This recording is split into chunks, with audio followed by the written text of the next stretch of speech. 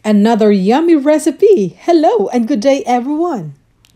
Today ay gusto kong i-share sa inyo ang panlasang Pinoy na lumpia Shanghai na kung saan walang katulad talaga pag sariling gawa.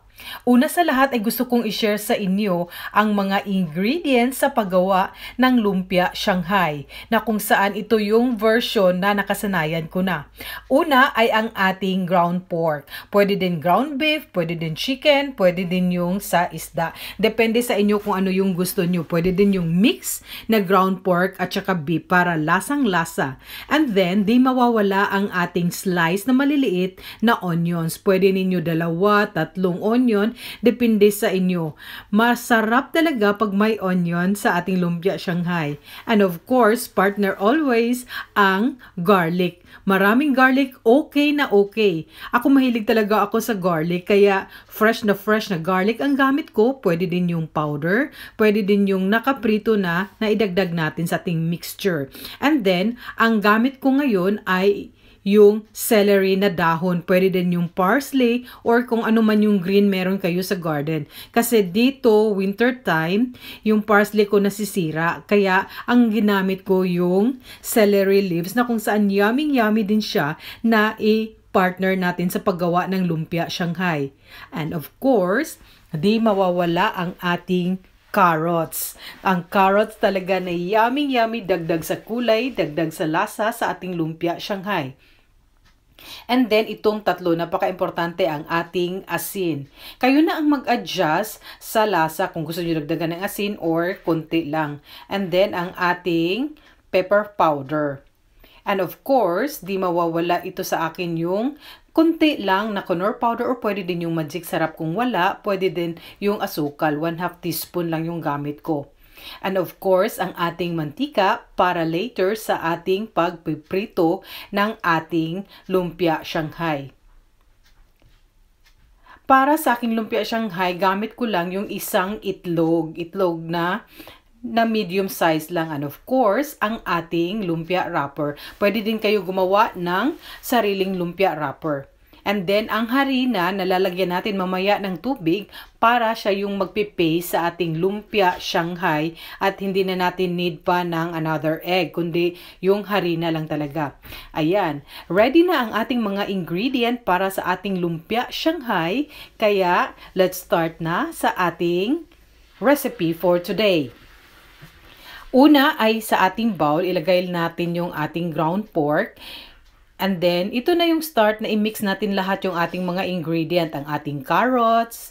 And then, kung gusto nyo marami, pwede dagdagan. And then, ang ating bawang at saka yung ating celery leaves. Yung iba, pwede nila ilagay yung parsley at saka yung onion leaves. Pwede, depende sa inyo. And then, isunod natin ang ating sibuyas. After sa ating sibuyas ay isunod na natin yung mga sangkap, yung pepper powder, yung ating asin, yung ating Knorr powder, and then, or magic sarap, or kung wala kayo both sa seasoning na yan, ay pwede yung 1/2 sugar para dagdag lasa naman. Optional lang yung Knorr powder at saka yung ating magic sarap. And of course, ang ating nag-iisang itlog. Pwede 2 pero sa akin, ang gamit ko, isang itlog lang. And then, after nyan, pag nalagay na lahat ng ating ingredients, it's time na ilagay natin yung ating kunting flour. Ang iba pwede na hindi maglagay, pero sa akin, mas okay yung maglagay. And of course, nagamit ako dito na yung plastic na gloves na panluto. And then, pwede din na yung diretso sa kamay, basta hugas at maghugas ng talaga ng kamay. As in, i-mix gamit ang kamay para mas bongga. Pwede din yun na i-mix lang na gamit yung kutsara, tinidor. Pero sa akin, mas feel ko yung gamit ang ating kamay. And then, ayan na. Napakadali lang talaga pag-wrap. Ganito yung style ko sa pag-wrap. Pasensya na kayo. Yung ibang style nila. Pero ito yung sa akin na pag-wrap. And then, ilagay natin sa ating lumpia wrapper. Napakadali lang talaga. And then, ito yung pang-paste ko, yung flour na nilagyan ko na ng tubig. Pwede din yung puti ng itlog.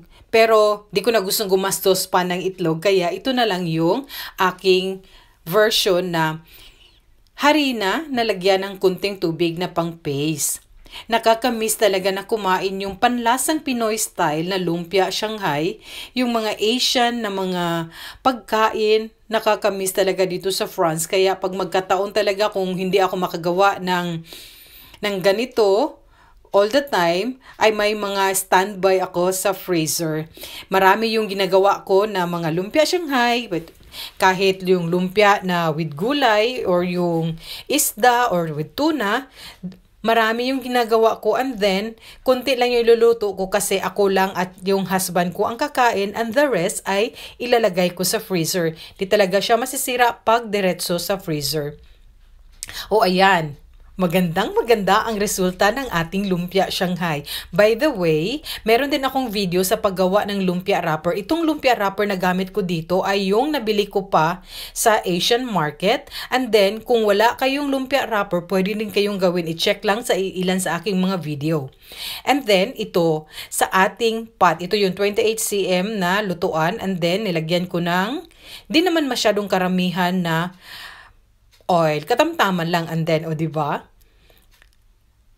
Sa maraming lumpia Shanghai na nagawa ko, 6 lang yung ginawa ko or piniprito ko kasi 2 lang kami kakain ni Mr. So yung iba ay ilalagay ko sa freezer para kung gusto ko next week or sa susunod na araw na may lumpia Shanghai ay anytime magkukuha lang ako sa freezer and then ipiprito. So, ayan, ang ganda ng kulay. And then, sa pagpreprito, hindi yung super malakas yung apoy, kundi medium heat lang talaga siya. Hindi naman yung low heat, kasi pag low heat kasi hindi siya maging crunchy. So, medium heat lang talaga siya. O, diba? Tingnan niyo ang kulay. Ang ganda talaga ng kulay at crunchy na crunchy talaga. So, ito yung aking version ng lumpia Shanghai. And then, sana ay nagustuhan ninyo ito. And then, wala talagang katulad pag sariling gawa. Of course, may mga tinda na naka-frozen na siya, pero walang katulad talaga pag sariling gawa. Alam na alam mo na healthy. Alam na alam mo talagang malinis na malinis. And then, ito ang ating finished product. Nilagyan ko lang ng decoration na kung saan yung ating dahon ng sibuyas. And then, yung ating sweet and sour sauce na binili ko sa Asian Mart. Sana pwede din ninyo i-cut siya ng 2 o 3 beses kasi medyo mataas ang ating lumpia Shanghai. Sana ay nagustuhan ninyo ang aking video for today. Thank you and God bless us all.